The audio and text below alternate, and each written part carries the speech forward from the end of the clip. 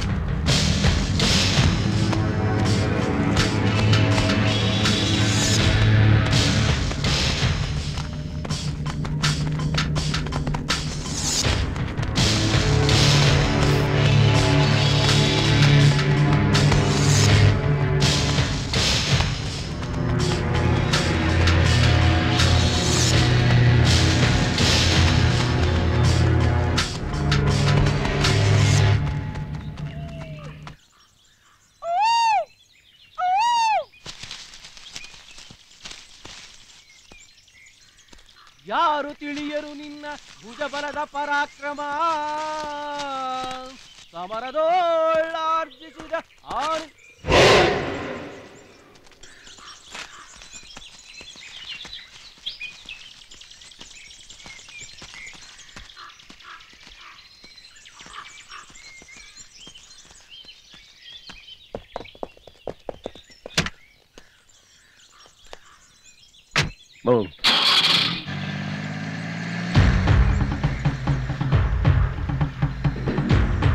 ಏನ್ ಸರ್, ವೀರಪ್ಪನ್ ಸಿಕ್ಕದ್ನಾ?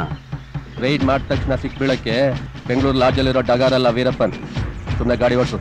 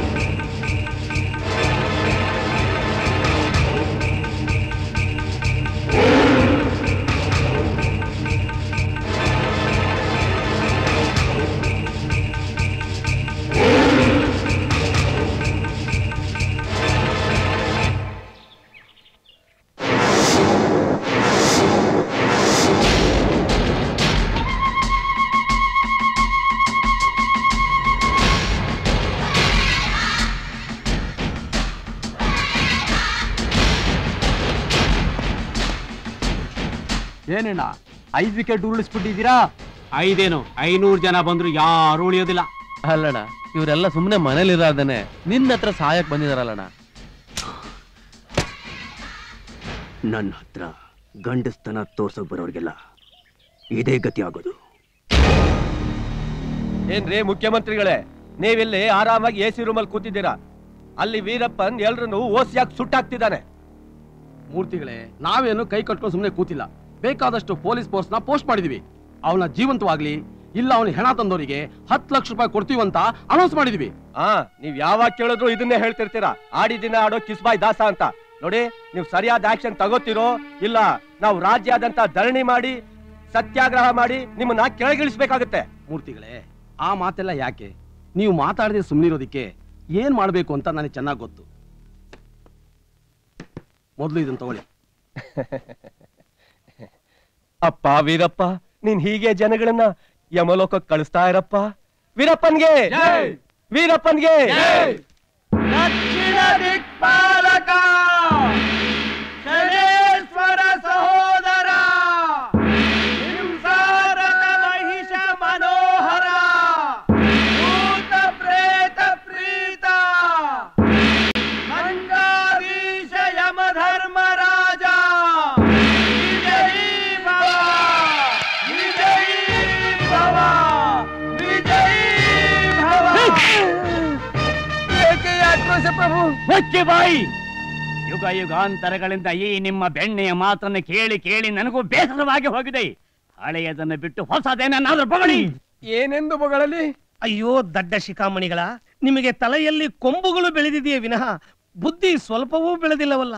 ಭೂಲೋಕದಲ್ಲಿ rebel star, super star, crazy star, ತಗಡು ಸ್ಟಾರ್ ಎಂದೆಲ್ಲ ಸಿನಿಮಾ ನಟರನ್ನು ಕರೆಯುವ ಹಾಗೆ ನಮ್ಮ ಮಹಾಪ್ರಭುಗಳನ್ನು ಟಾರ್ಚರ್ ರಾಜ, murder king, dead body star ಎಂದು ಕರೆಯಬಹುದಲ್ಲ.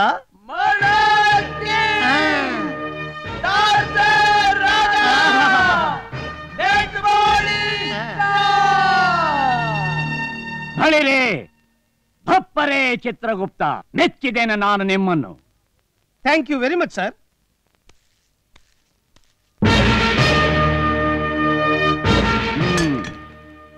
ಚಿತ್ರಗುಪ್ತರೇ, ಮಹಾಪ್ರಭು, ಇನ್ನು ವಿಚಾರಣೆ ಪ್ರಾರಂಭವಾಗಲಿ. ಈಗ ಇಲ್ಲಿಗೆ ಬಂದಿರುವ ಜೀವಾತ್ಮರನ್ನು ವಿಚಾರಣೆ ಮಾಡಲು ಸಾಧ್ಯವಿಲ್ಲ ಮಹಾಪ್ರಭು. ಕಾರಣ?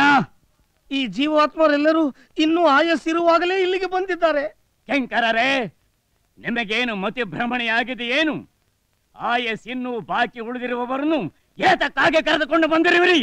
ಕ್ಷಮಿಸಿ ಮಹಾಸ್ವಾಮಿ, ಈ ಜೀವಾತ್ಮರನ್ನು ನಾವು ಕರೆತರಲಿಲ್ಲ, ತಾವಾಗಿಯೇ ಬಂದಿದ್ದಾರೆ. ಎಲ್ಲವೋ ನರಾಧಮರೇ, ಮೃತ್ಯು ಕರೆಯದೆ ನೀವೇಕೆ ಇಲ್ಲಿಗೆ ಬಂದಿರಿ? ಕರೆಯದೆ ಬರುವವನ ಕರೆದು ಕೆರೆದಿಂದ ಹೊಡೆಯಿಂದ ಸರ್ವಜ್ಞ ಎಂಬ ಭೂಲೋಕದ ನಾಣ್ಮೊಡಿಯನ್ನು ನೀವಿನ್ನು ಕೇಳಿಲ್ಲವೇ? ಅಲ್ಲ ಸ್ವಾಮಿ, ಭೂಲೋಕದಿಂದ ಯಾವ ಬೇವಸಿ ನನ್ ಮಗನಾದ್ರೂ ತಾನಾಗಿಯೇ ಯಮಲೋಕಕ್ಕೆ ಬರಕ್ಕೆ ಇಷ್ಟಪಡ್ತಾನ? ಅವನ್ ಕಳಿಸ್ಕೊಟ ನಾವ್ ಬಂದ್ವಿ. ಯಾರವನು? ಕರ್ನಾಟಕ, ತಮಿಳುನಾಡು, ಕೇರಳ ಈ 3 ರಾಜ್ಯಗಳಿಗೆ ತಲೆನೋವಾಗಿರೋ ನರಹಂತಕ ದಂತಚೋರ ವೀರಪ್ಪನ್. ಅವನ್ಯಾಕೆ ನಿಮ್ಮನ್ನು ಕೊಂದ? ಅವ್ನ್ ಮಾಡೋ ಕೆಟ್ಟ ಕೆಲ್ಸಕ್ಕೆ ನಾವ್ ಅಡ್ಡ ಹೋದ್ವಿ, ಅದಕ್ಕೆ ನಮ್ಮನ್ನ ಹೊಡೆದು ಸಾಯಿಸ್ದ. ವೀರಪ್ಪನೇ?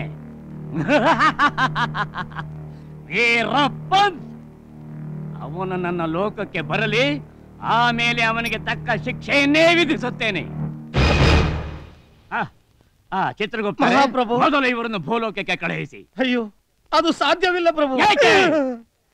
ಈಗಾಗಲೇ ಭೂಲೋಕದಲ್ಲಿ ಇವರ ಮೃತ್ಯು ದೇಹಗಳನ್ನು ಇವರ ಸಂಬಂಧಿಕರು ಸುಟ್ಟು ಭಸ್ಮ ಮಾಡಿದ್ದಾರಲ್ಲ. ಇದೊಳ್ಳೆ ಸಂಕಟ ಬದುಕಿ ಬಂದಿತ್ತಲ್ಲ. ಇವರ ಬಗ್ಗೆ ಆಮೇಲೆ ಆಲೋಚಿಸುತ್ತೇನೆ. ಈಗ ಇನ್ನುಳಿದವರ ವಿಚಾರಣೆ ನಡೆಯಲಿ. ಅಪ್ಪಣೆ ಮಹಾಪ್ರಭು.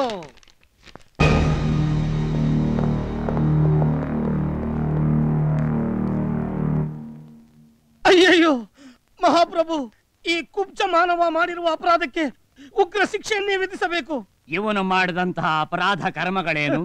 ಮಹಾಪ್ರಭು, ಇವನು ನೋಡಲು ಹಾಫ್ ಟಿಕೆಟ್ ನಂತಿದ್ದಾನೆ. ಇವನು ಮಾಡಿರುವ ಅಪರಾಧ ಫುಲ್ ಟಿಕೆಟ್ ನಂತದ್ದು. ಸುತ್ತಿ ಬಳಸಿ ಮಾತನಾಡದೆ ನೇರವಾಗಿ ಹೇಳಿ. ಮಹಾಪ್ರಭುಗಳೇ, ಈ ಕುಬ್ಜ ಮಾನವ 16 ಸುರಸುಂದರಿಯರಿಗೆ ಒಂದೇ ಒಂದು ರಾತ್ರಿಯಲ್ಲಿ ಸ್ವರ್ಗವನ್ನು ತೋರಿಸಿದ್ದಾನೆ ಪ್ರಭು. ಅಸಂಭವ!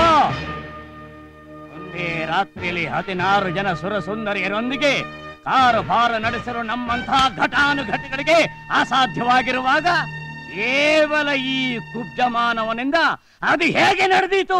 ಇದು ಭೂಲೋಕದಲ್ಲಿ ಸಾಧ್ಯ ಸ್ವಾಮಿ. ಇದ್ರ ಹೆಸರು ವಯಾಗ್ರ ಮಾತ್ರೆ ಅಂತ. ಇದನ್ನ ಕಂಡಿಡಿದವರು ಅಮೆರಿಕದವರು. ಇದನ್ನ ಒಂದ್ ತಗೊಂಡ್ರೆ ಸಾಕು, 16 ಹುಡುಗಿಯರಿಗೆಲ್ಲ 32 ಹುಡುಗಿಯರಿಗೂ ಸ್ವರ್ಗ ತೋರಿಸಬಹುದು. ಫಲ ಫಳಿರೆ ಭಪ್ಪರೆ, ಅದ್ಭುತವಾದ ಗುಳಿಗೆ. ಚಿತ್ರಗುಪ್ತರೇ, ನಿಜವೇ? ನನಗಿನ್ನೂ ಅಂತ ಗುಳಿಗೆ ಸಿಕ್ಕಿಲ್ಲವಲ್ಲ.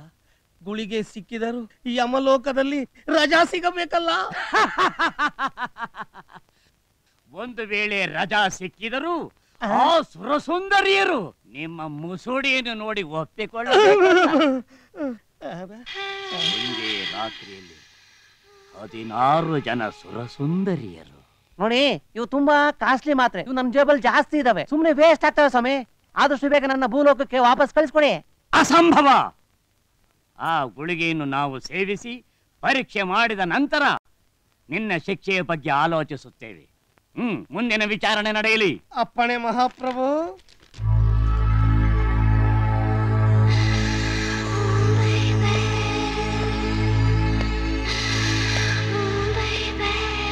ಪ್ರಭುಗಳೇ, ಈಕೆ ಹೆಸರು ಸೋಜಾ ಕುಮಾರಿ. ಸದಾ ಸೋಜಾ ಸೋಜಾ.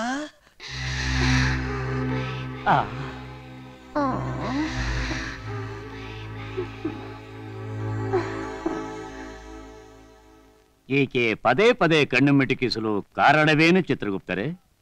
ಈ ಡಗಾರ್ ಭೂಲೋಕದಲ್ಲಿ ಇದೇ ರೀತಿ ಕಣ್ಣನ್ನು ಮಿಟಿಕಿಸಿ ಮಿಟಿಕಿಸಿ ಮಿಟುಕಲಾಡಿ ಆಗಿ ನೂರಾರು ಗಂಡಸರನ್ನು ಪಲ್ಟಾಯಿಸಿ ಎಷ್ಟೋ ಸಂಸಾರಗಳನ್ನು ಚಿತ್ರಾನ್ನ ಮಾಡಿದ್ದಾಳೆ ಪ್ರಭು. ಅದಿರಲಿ, ಇತ್ತೀಚೆಗೆ ತಾವು ಆಡುವ ಭಾಷೆಯಲ್ಲಿ ತಗಡು, ಚಿತ್ರಾನ್ನ, ಡಗಾರ್ ಹೀಗೆ ಮುಂತಾದ ಹೊಸ ಹೊಸ ಪದಗಳನ್ನು ಬಳಸಲು ಕಾರಣವೇನು? ಏನೆಂದು ಹೇಳಲಿ ಮಹಾಪ್ರಭು, ಭೂಲೋಕದ ಸಿನಿಮಾ ಪ್ರಪಂಚದಲ್ಲಿ ಉಪೇಂದ್ರ ಎಂಬ ಚಿತ್ರ ನಿರ್ದೇಶಕ ಈ ಡಗಾರ್ ಎಂಬ ಪದವನ್ನು ಉಪಯೋಗಿಸಿದ. ಅಂದಿನಿಂದ ಇಂದಿನವರೆಗೂ ಇಂತಹ ಹೆಂಗಸರಿಗೆ ಡಗಾರ್ ಎಂದೇ ಕರೆಯುತ್ತಾರೆ. ಚಿತ್ರಗುಪ್ತ, ಡಗಾರ್ ಎಂದರೇನು? ಸಿಕ್ಕ ಸಿಕ್ಕ ಗಂಡಸರನ್ನು ಚಮಕಾಯಿಸುವ ಹೆಣ್ಣುಗಳಿಗೆ ಡಗಾರ್ ಎಂದು ಕರೆಯುವರು. ಈಕೆ ಭೂಲೋಕದಲ್ಲಿ ನಂಬರ್ 1 ಡಗಾರ್. ಆದ್ದರಿಂದ ನೀವು ಈಕೆಗೆ ಉಗ್ರ ಶಿಕ್ಷೆಯನ್ನು ಕೊಡಬೇಕು ಮಹಾಪ್ರಭು. ನಾನೇನು ಮಾಡಲಿ ಮಹಾಸ್ವಾಮಿ? ನಿಮಗೆ ಹೊಟ್ಟೆ ಹಸಿವಾದರೆ ನೀವೇನು ಮಾಡುತ್ತೀರಾ? ಭೋಜನವನ್ನು ಸ್ವೀಕರಿಸುತ್ತೇವೆ. ನಿಮ್ಮನೇಲಿ ಅನ್ನ ಇಲ್ದಿದ್ರೆ ನೀವೇನ್ ಮಾಡ್ತೀರಾ? ಬೇರೆಯವರನ್ನು ಕೇಳಿ ಪಡೆದುಕೊಳ್ಳುತ್ತೇವೆ. ನಾನು ಹಾಗೆ ಮಹಾರಾಜ. ಎಷ್ಟು ತಿಂದರೂ ತೀರಲಾರದ ಹಸಿವು, ಯಾರು ಇಂಗಿಸಲಾರದ ದಾಹ. ಇವ್ರ ಹತ್ರ ಇಸ್ಕೊಂಡು ನನ್ನ ದಾಹನ ನೀಗಿಸ್ಕೊಂಡೆ. ಆದ್ರೆ ಇನ್ನು ನನ್ನ ದಾಹನೇ ತೀರಿಲ್ಲ ಪ್ರಭು. ಶಿಕ್ಷೆ ವಿಧಿಸಬೇಕಾದ್ದು ಡಗಾರ್ ದೇವಿಗಲ್ಲ, ನಿಮಗೆ. ಏಕೆ ಪ್ರಭು? ಭೂಲೋಕದಲ್ಲಿ ಡಗಾರ್ಗಳಿರಬಹುದು, ದೇವೇಂದ್ರನ ಲೋಕದಲ್ಲಿ ರಂಭೆ, ಊರ್ವಶಿ, ಮೇನಕೆ ಎಂಬ ಡಗಾರ್ಗಳಿರಬಹುದು. ಆದರೆ ಈ ಯಮಲೋಕದಲ್ಲಿ ಸೋಜಾ ಕುಮಾರಿ ಎಂಬ ಡಗಾರ್ ಏಕೆ ಇರಬಾರದು? ಇರಲಿ ಬಿಡಿ. ಯಮಧರ್ಮರಾಜ, ಭೂಲೋಕದಲ್ಲಿ ತೀರಿಸಿಕೊಳ್ಳಲಾಗದ ಹಸಿವನ್ನ ಇಲ್ಲಿ ತೀರಿಸಿಕೊಳ್ಳಲು ಅವಕಾಶ ಮಾಡಿಕೊಟ್ಟರಲ್ಲ, ಅಷ್ಟೇ ಸಾಕು. ಹಸಿದು ಬಂದವರಿಗೆ ಹೊಟ್ಟೆ ತುಂಬಿಸುವುದೇ ನಮ್ಮ ಧರ್ಮ. ಮಹಾಪ್ರಭು, ಹಾಗಾದರೆ ಈ ಡಗಾರ್ ದೇವಿಗೆ ಯಾವ ಶಿಕ್ಷೆಯೂ ಇಲ್ಲವೇ? ಇದೆ. ಉಗ್ರ ಶಿಕ್ಷೆ, ಅಗ್ರ ಶಿಕ್ಷೆ ಇದ್ಯಾವುದೂ ಅಲ್ಲ. ಈ ಕುಬ್ಜ ಮಾನವ ಕೊಟ್ಟ ಗುಳಿಗೆಯಿಂದ ಭಯಾಗ್ರ ಶಿಕ್ಷೆಯನ್ನೇ ಕೊಡುತ್ತೇನೆ. ಮಹಾಪ್ರಭುಗಳು ಮನ್ನಿಸಬೇಕು. ತಾವು ಈ ಡಗಾರ್ ದೇವಿಗೆ ನೀಡುತ್ತಿರುವ ಶಿಕ್ಷೆಯ ಸಂಭ್ರಮದಲ್ಲಿ ಎಲ್ಲಿ ತಾವೇ ಆ ಶಿಕ್ಷೆಗೆ ಗುರಿಯಾಗುತ್ತಿರೋ ಎಂಬ ಭಯವು ನಮ್ಮನ್ನು ಕಾಡುತ್ತಿದೆ ಪ್ರಭು. ನಮಗೆ ಶಿಕ್ಷೆಯೇ? ಹೌದು ಮಹಾಪ್ರಭು. ಈ ಡಗಾರ್ ದೇವಿಯ ಮೈಯಿನ ಪ್ರತಿಯೊಂದು ಕಣಕಣದಲ್ಲೂ ಏಡ್ಸ್ ಎಂಬ ರೋಗವು ತುಂಬಿ ತುಳುಕುತ್ತಾ ಬಳುಕುತ್ತಿದೆ ಪ್ರಭು. ರೋಗ ರುಜಿನಗಳು ಕೇವಲ ಹುಲುಮಾನವರಿಗೆ ಮಾತ್ರ, ನಮ್ಮಂಥವರಿಗಲ್ಲ. ಮಹಾಪ್ರಭು, ಮುಂದಿನ ವಿಚಾರಣೆ ನಕ್ಕಲಪ್ಪ. ಅದೆಲ್ಲ ಅನಂತರ ನೋಡಿಕೊಳ್ಳೋಣ.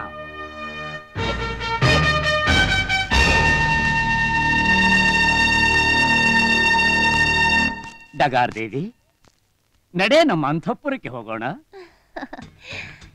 ನಡೆಯಿರಿ ಯಮರಾಜ. ಅಯ್ಯಯ್ಯೋ, ಈಶ್ವರ ಭಕ್ತನಿಗೆ ಎಂತಹ ದುರ್ಗತಿ ಬಂತು. ಅಯ್ಯೋ.